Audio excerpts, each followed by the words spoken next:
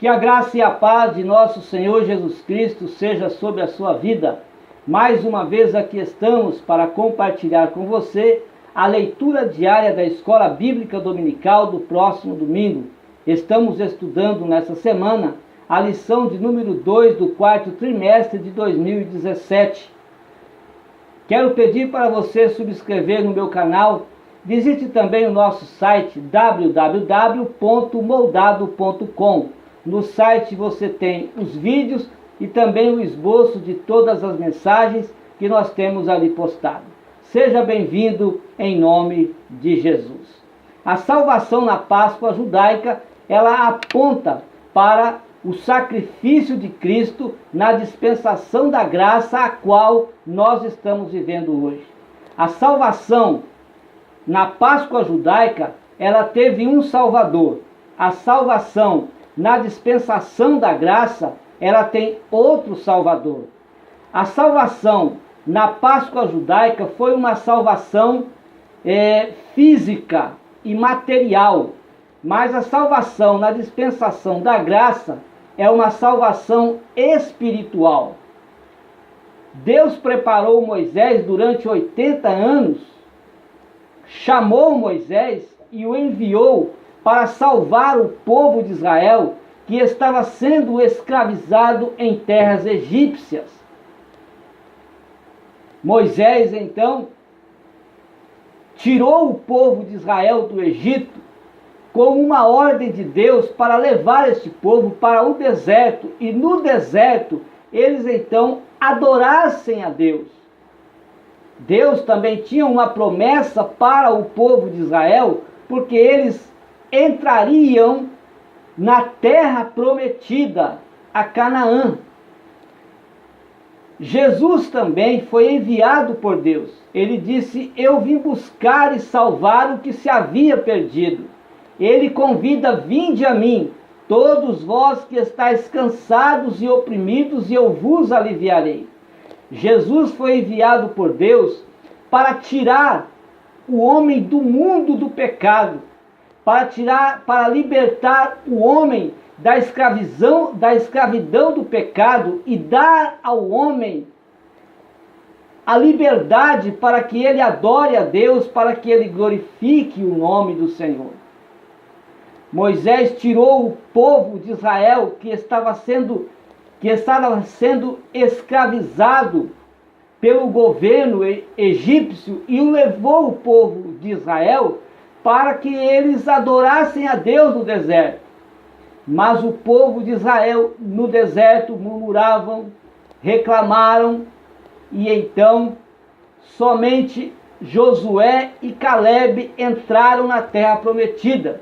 E todos aqueles que saíram do Egito morreram pelo deserto, porque murmuraram contra o Senhor e assim não puderam entrar na terra, ou seja, na terra prometida. Na dispensação da graça acontece o mesmo. Muitas pessoas que saem do mundo, que são libertas por Cristo, que recebem Jesus como seu Salvador e estão na igreja. Eles estão na igreja, mas infelizmente não vão entrar no céu porque reclamam, porque murmuram e porque negam às vezes adorar o nome do Senhor. Então, a salvação na Páscoa judaica, ela aponta para a salvação de hoje, na dispensação da graça. Hoje, na dispensação da graça, Jesus convida a todos para saírem de uma vida de pecado, para sair de uma vida da escravidão do pecado e estar com Ele, e viver com Ele, e obedecer a Ele. A promessa de Jesus é uma promessa espiritual. A promessa de Deus para o povo de Deus é novo céu e nova terra. Não é preciso ser, não é uma terra em que nós deveremos conquistar como o povo de Israel, o remanescente de Israel que entrou na terra prometida. Eles tinham que conquistar as suas terras.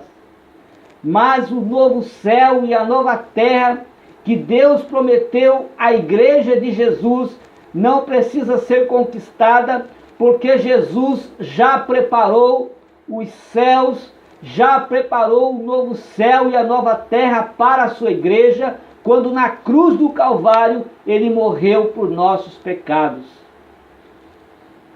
Êxodo capítulo 6 e o versículo de 2 a 8 é a leitura de segunda-feira. Diz assim o versículo 4 e o versículo 8, nós vamos ler. E também estabeleci a minha aliança com eles, para dar-lhes a terra de Canaã, a terra de suas peregrinações, na qual foram peregrinos. Versículo 8. Eu vos levarei à terra acerca da qual levantei minha mão, jurando que a daria a Abraão, a Isaque e a Jacó. E vou-lo darei por herança, eu, o Senhor. Então essa foi a promessa de Deus para salvar o seu povo e cumprir os seus propósitos. O deserto foi um meio de aprovação do povo. O deserto foi um meio em que o povo seria aprovado para entrar na terra prometida. Mas quando eles se rebelaram contra Deus, e quanto mais eles iam rebelando, sendo desobedientes a Deus, mais tempo eles foram ficando no deserto até morrerem todos. A dispensação da graça também, na dispensação da graça também nós somos testados. Deus, ele nos testa a cada momento, em cada detalhe, a cada dia da nossa vida.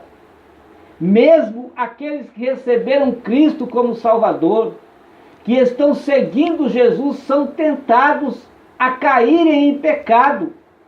Os homens que estão em pecado e que não recebem Jesus como Salvador, têm a oportunidade de servirem a Deus, de serem salvos e entrar nos novos céus e na nova terra. O Êxodo é um livro de redenção e nos ensina que é totalmente de Deus, conforme João 3,16. O Êxodo é totalmente de Deus, porque Deus amou o mundo de tal maneira que deu o seu Filho unigênito, para que todo aquele que nele crê não pereça, mas tenha a vida eterna. O Êxodo também nos ensina que a redenção ela se realiza através de uma pessoa ou um servo, ou seja, todo aquele que se dispõe a servir. No caso da salvação do povo de Israel, a tirada do povo de Israel do Egito para adorar a Deus no deserto, Moisés foi o servo do Senhor, foi o salvador do povo de Israel. Jesus Cristo, ele é o servo do Senhor. Ele veio a serviço, está a serviço, salvando almas. Então, Êxodo nos ensina que a redenção se realiza através de uma pessoa, a salvação se realiza através de uma pessoa. A salvação da judaica mostra-nos Moisés como salvador do povo de Israel, da escravidão que eles viviam em terras egípcias. Na dispensação da graça, Jesus Cristo foi a pessoa que veio e morreu pelos nossos pecados. Mostra-nos também que um requisito para a redenção é através do sangue. 1 de Pedro 1, 18 e 19 diz que nós não fomos comprados com prata e não fomos comprados com ouro, mas o precioso sangue de Jesus Cristo derramado na cruz do Calvário, Ele nos liberta se nós o reconhecemos, se nós reconhecemos esse sacrifício por nós.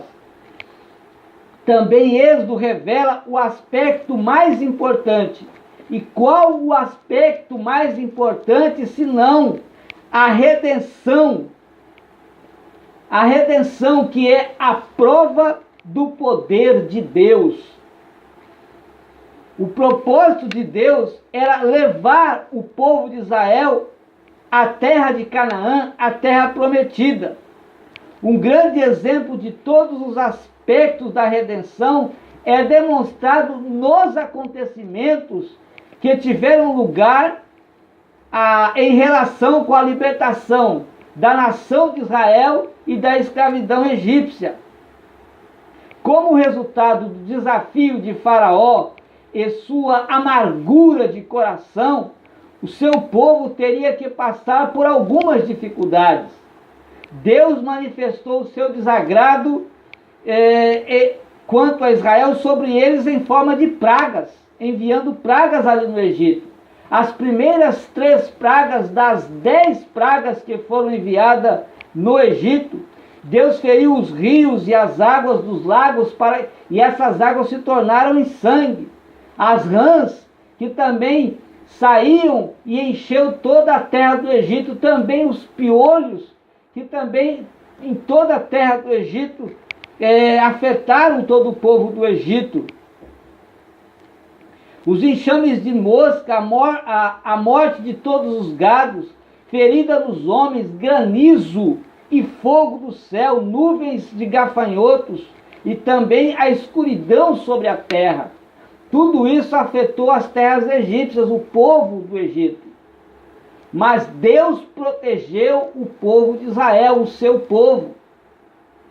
Todos aqueles que vivem na proteção de Deus é porque obedecem a Deus e também estão guardados e protegidos por Deus de todos os males deste mundo. As pragas foram sem dúvida uma expressão de plena de justiça contra o povo, contra os egípcios. Quando o Senhor havia aliviado a terra e o povo de uma praga, o faraó, ele parecia chegar a uma conclusão, ele chegava sempre à conclusão que não haveria mais praga nenhuma e não deixava o povo de Israel sair do Egito. Na realidade, passo a passo a misericórdia de Deus levou o faraó a continuar mais e mais com sua hostilidade, com o seu egoísmo, e não deixava o povo de Israel sair. E quando ele fazia isso, era o mesmo que ele estava desafiando a Deus. Isso é demonstrado com suas palavras, quando o faraó falou para Moisés, e disse-lhe Faraó, Êxodo 10 e 28, vai-te de mim e guarda-te que não mais vejas o meu rosto, porque no dia em que vires o meu rosto, morrerás.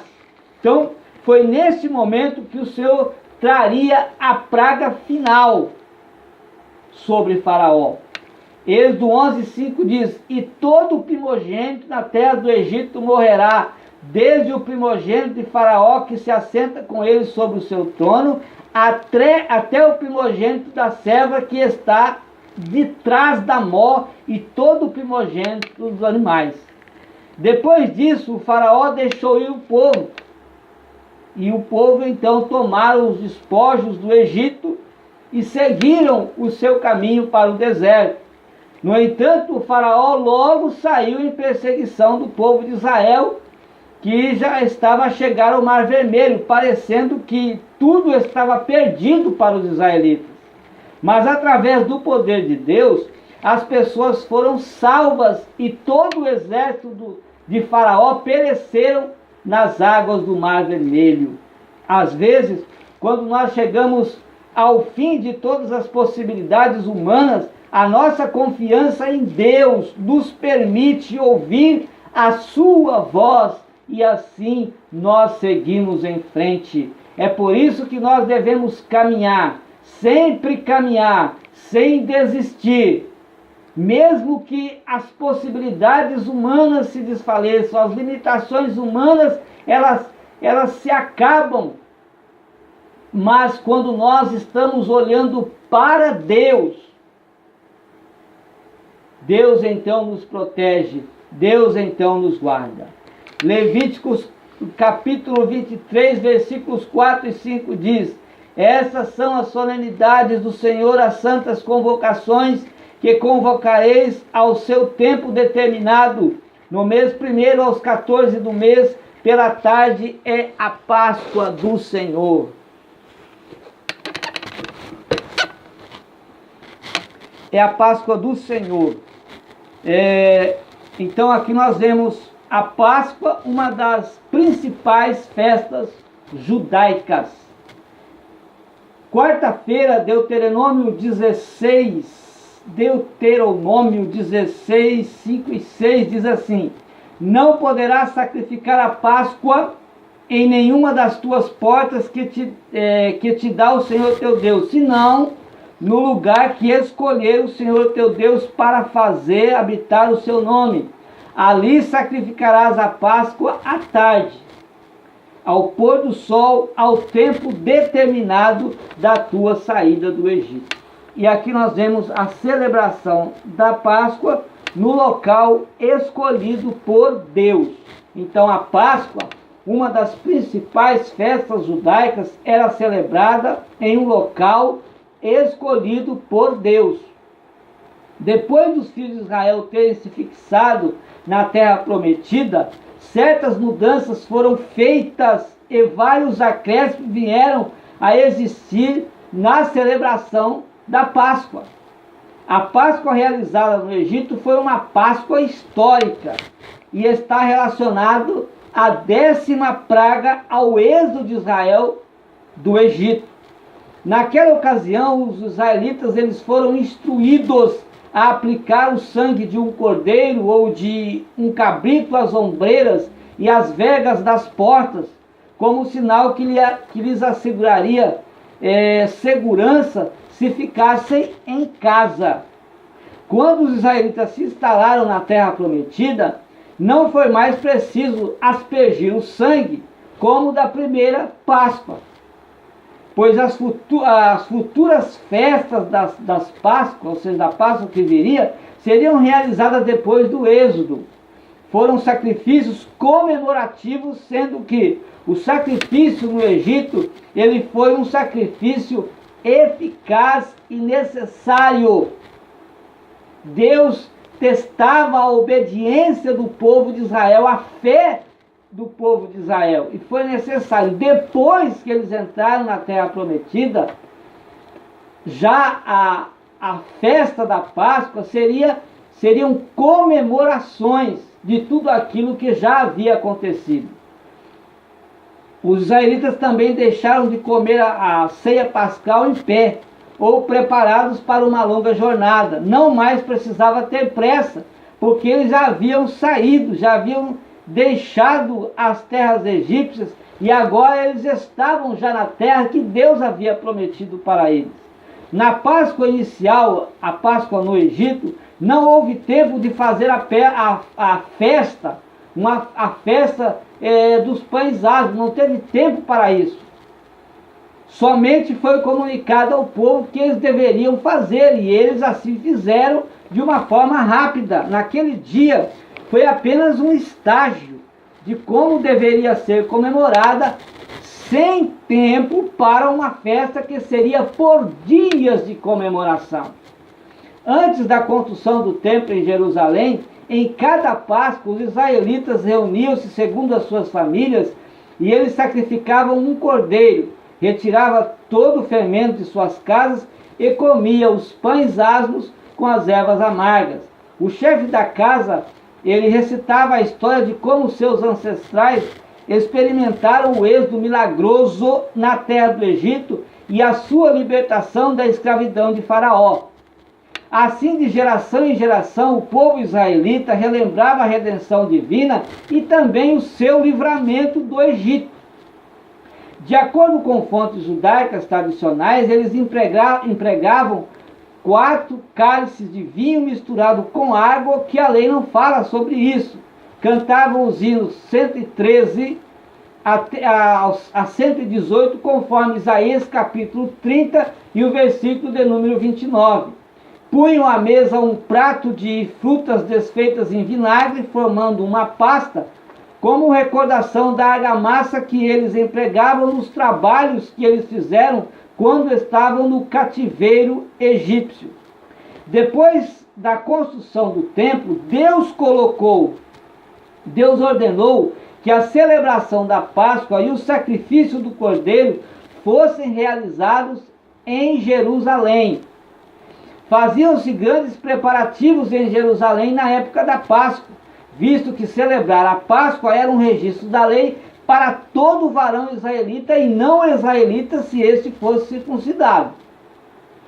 Isso significava que muitas pessoas viajavam a Jerusalém com muitos dias de antecedência. Chegavam antes da Páscoa a fim de se purificarem cerimonialmente. Diz que com cerca de um mês de antecedência, se enviava homens para reparar as estradas e as pontes, a fim de que o povo que viesse sacrificar a Páscoa em Jerusalém, eles fizessem a sua jornada sem nenhum problema, sem nenhuma dificuldade. Diz também que eles, para não ter contato com mortos, que às vezes morriam pelo caminho, e as pessoas eram enterradas em campos abertos, eles então, por precauções especiais para proteger o viajante, por ser costumeiro anterior uma pessoa em campos abertos, caso morressem ali, então os sepulcros eram caiados alguns dias de antecedência, para que o povo que viesse para Jerusalém, quando olhasse de longe, eles já viam que ali havia morto, então eles se protegiam, porque não poderia tocar em mortos, porque tocando em mortos eles ficavam imundos e não poderiam então comemorar a Páscoa. Em um lar oriental, podia-se também dormir em todos os cômodos, várias pessoas alojavam-se ali naqueles aposentos. O teto plano da casa também podia ser usado. A maioria das casas dos judeus tinha salas no primeiro andar, e essas salas tinham escadas exterior, onde o povo podia entrar por lado de fora e então ter ali acesso ao primeiro andar e poder ficar ali, e dormiam ali. O comparecimento dos peregrinos era obrigatório somente na ceia pascal. José informa-nos que até 3 milhões de pessoas podiam estar presentes em Jerusalém na festa da Páscoa. Por ocasião da Páscoa eram entoados os hinos 113 e 114 antes da refeição pascal, e o Salmo 115 a 118 depois da mesma, conforme observado por Jesus e seus discípulos na última ceia. Mateus 26 e 30. A leitura de quinta-feira, Mateus 26, 17 e 18, diz assim: E no primeiro dia da festa dos pães asmos, chegaram os discípulos junto de Jesus, dizendo: Onde queres que façamos os primeiros os preparativos para comeres a Páscoa? E ele disse: Ide à cidade a um certo homem, e diz-lhe, o mestre diz: O meu tempo está próximo, em tua casa celebrarei a Páscoa com os meus discípulos. Nós vamos ver aqui a orientação de Jesus e o preparo da Páscoa. Durante vários séculos, a Páscoa judaica, ela viera apontando para o sacrifício de Jesus Cristo, o Cordeiro de Deus. Todavia, chegou o tempo do Senhor Jesus celebrar a última Páscoa juntamente com seus apóstolos. Este era o momento que Jesus tanto esperava. Em Lucas 22, 15, ele vai dizer: desejei esse momento de participar com vocês da última Páscoa. Foi na noite que precedeu a sua morte que Jesus e os seus discípulos, eles comeram a última Páscoa. E a última Páscoa, ela foi substituída pela ceia. E depois Jesus foi morto como um cordeiro pascual. Portanto, houve duas ceias. A ceia da Páscoa e a ceia do Senhor Jesus. Esta foi instituída no final daquela, ou seja, ao finalizar a Páscoa, a comemoração da Páscoa, Jesus então participou com os seus discípulos, ou seja, ele instituiu ali a ceia. Então Lucas menciona 2 cálices.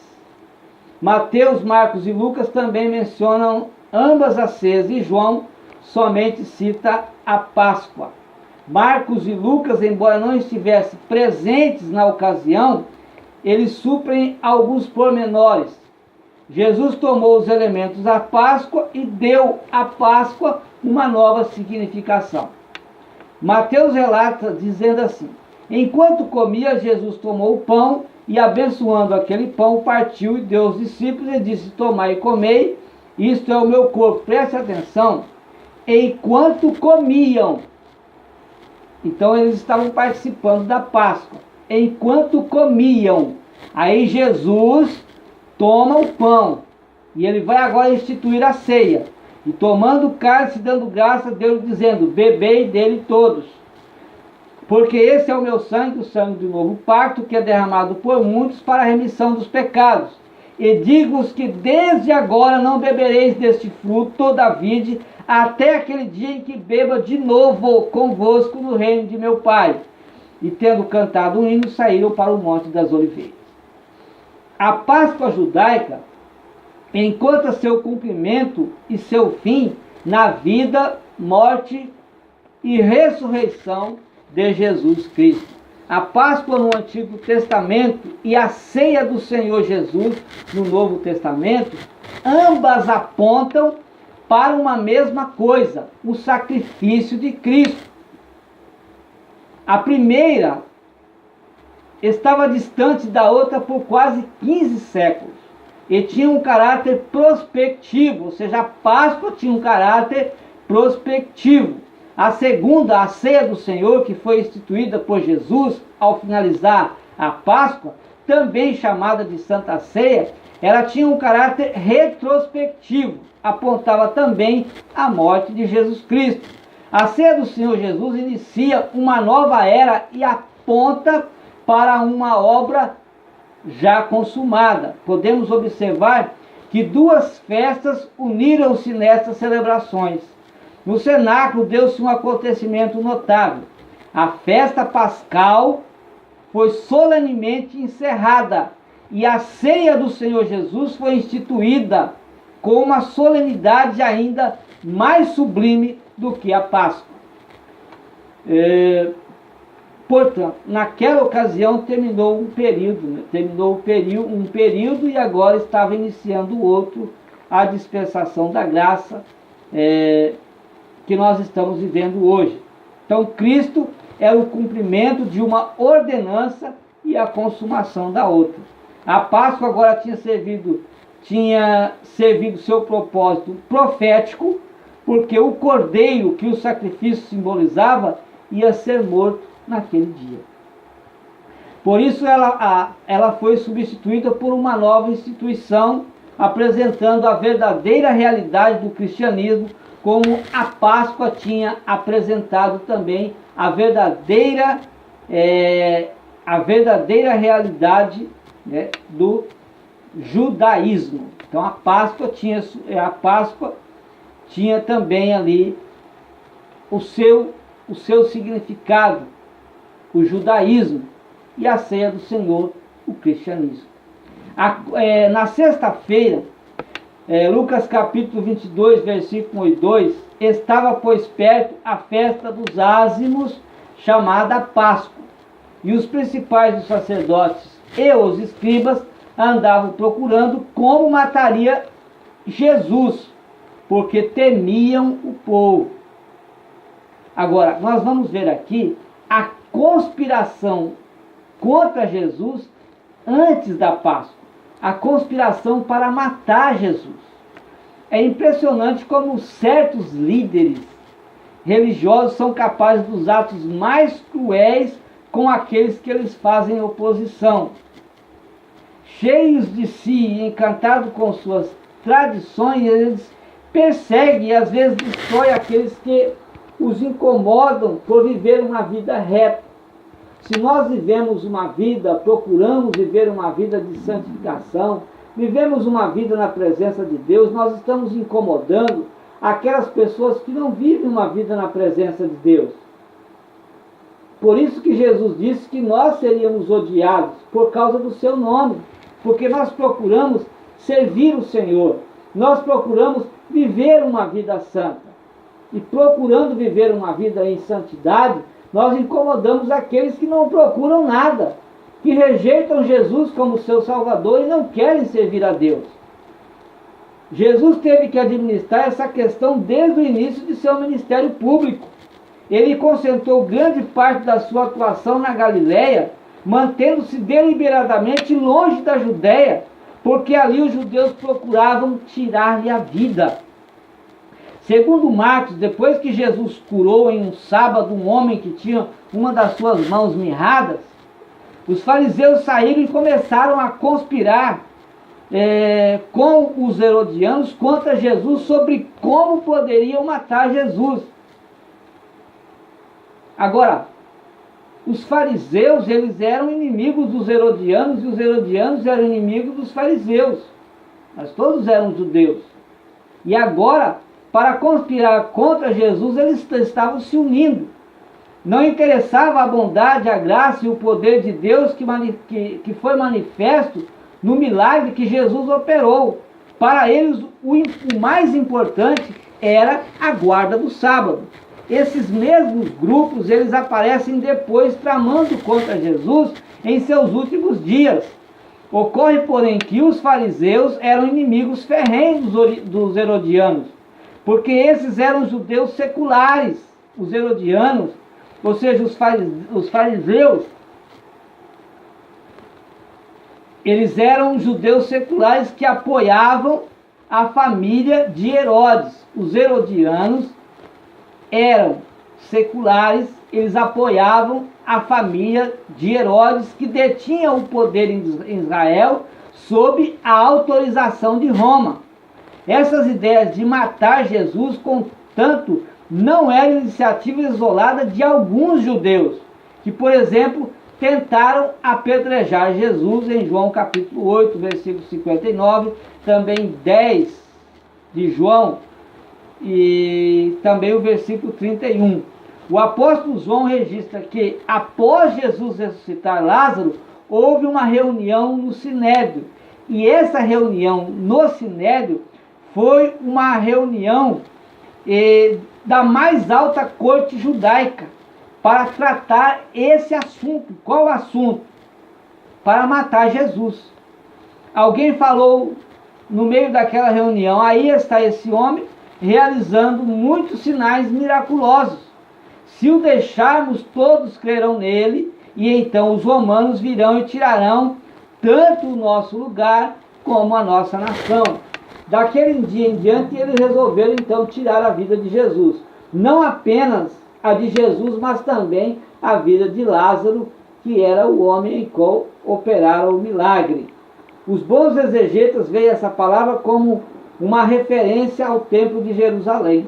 No entanto, não constitui equívoco inferir que havia na fala daquelas autoridades uma preocupação com suas próprias posições como líderes religiosos na sociedade judaica. Jesus atraía com seu ensino e seus milagres multidões, e eles temiam isso, temiam o esvaziamento da estrutura religiosa que eles também comandavam. Em uma de suas tentativas de prender Jesus, eles mandaram a ele os guardas do templo. Os guardas do templo foram prender Jesus e voltaram sem Jesus. E disseram assim: ninguém jamais falou de maneira como esse homem fala. É do conhecimento comum que existem muitos líderes religiosos que não resistem às tentações da fama, do poder, da riqueza que suas posições podem lhe conferir, isso nos dias de hoje.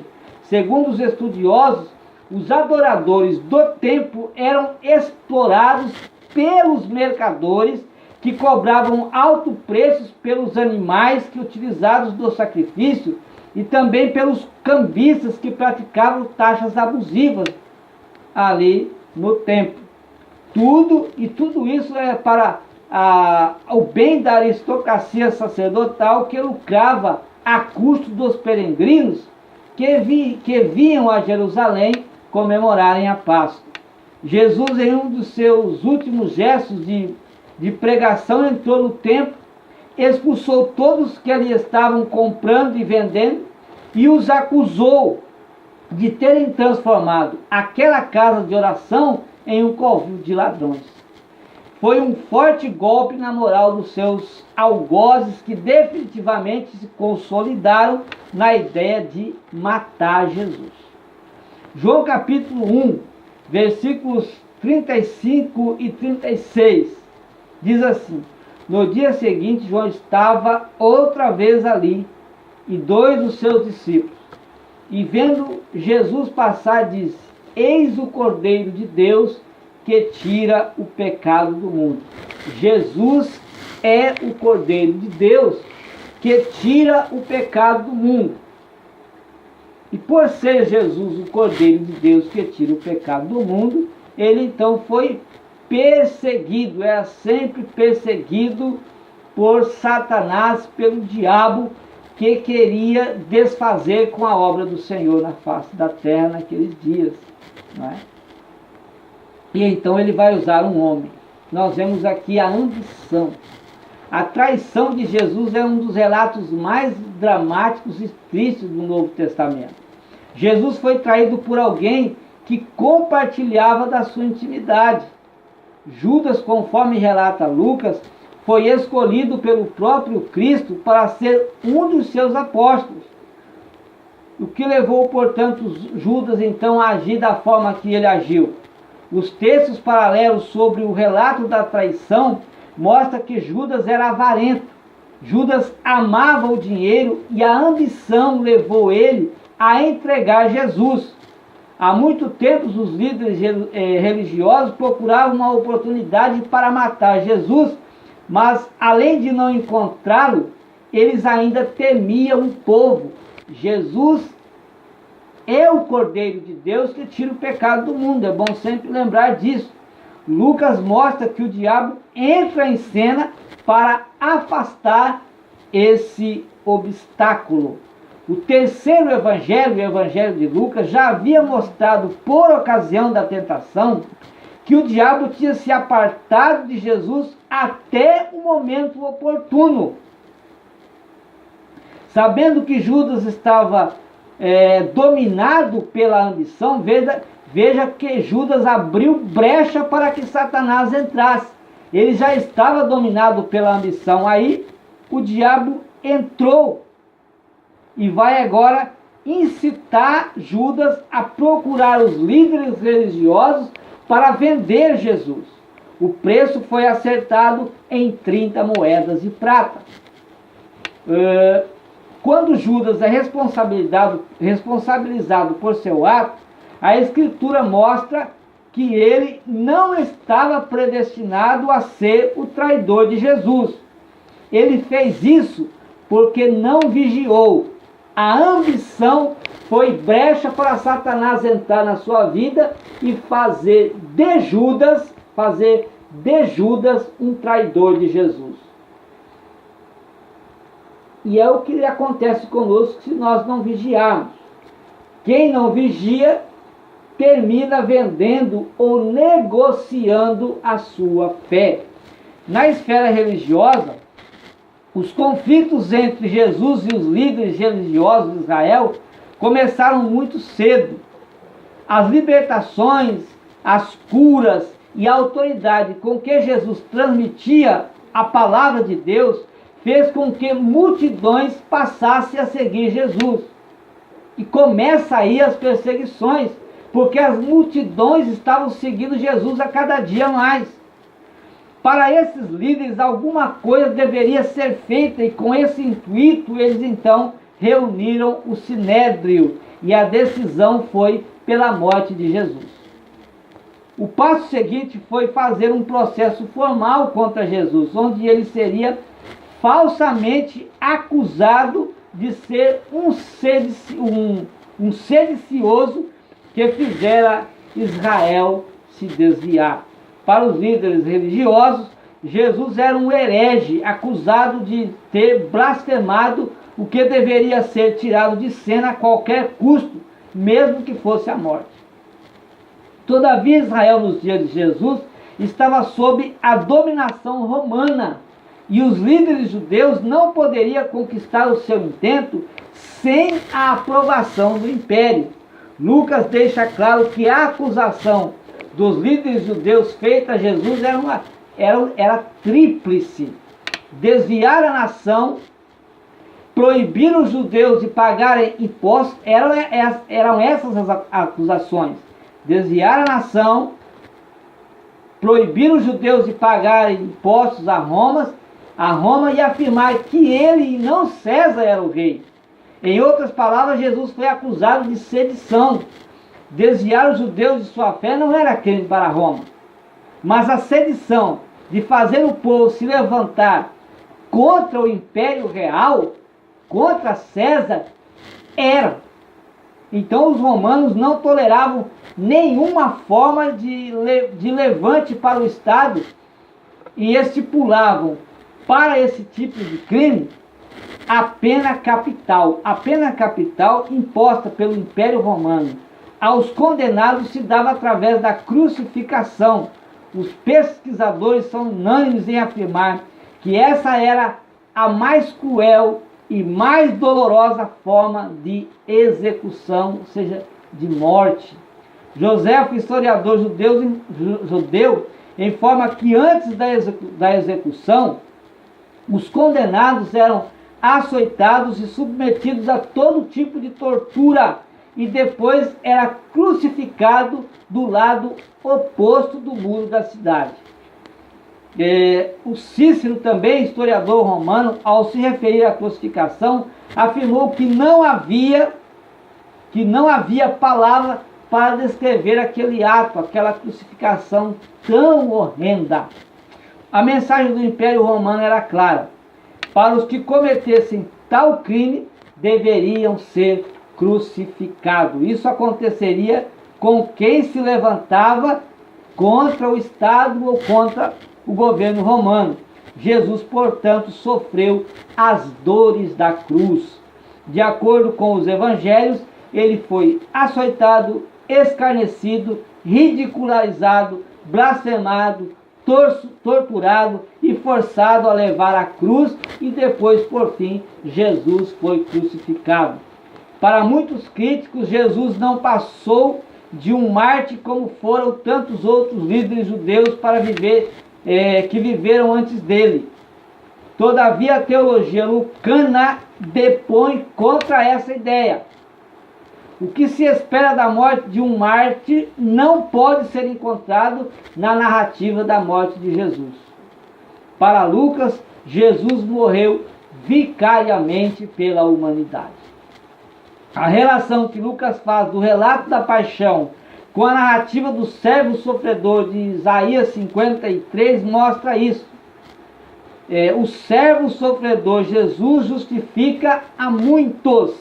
O caráter universal da salvação presente em Isaías 53 aparece também em Lucas.